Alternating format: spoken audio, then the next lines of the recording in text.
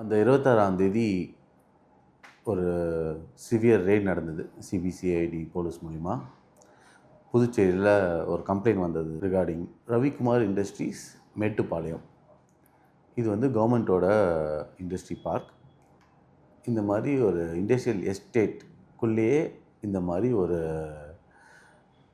Sun ஃபார்மாங்கிற ஒரு ஜென்யூனான கம்பெனியோட பிராண்டை மிஸ்யூஸ் பண்ணி அதே பொருள் அவங்க தயாரிக்கக்கூடிய மெடிசின்ஸை இவங்க போலியாக அதே மெடிசின்ஸை இவங்க தயாரிச்சிருக்காங்க. 3 குடோனில் பண்ண ரெய்ட்லேயே 40 கோடிக்கும் மேலே உள்ள பொருட்களை வந்து கைப்பற்றிருக்காங்க. இது போக இன்னும் 7 குடோன் திறக்காமல் இருக்காங்க. இதை நம்ம கொஞ்சம் உள்ளே போய் ஆராய்ஞ்சோம்னா 2018, 19லையும் கர்ப்பிணி பெண்களுக்கு இந்த மாதிரி மெடிசின்ஸ் கொடுத்தாங்க.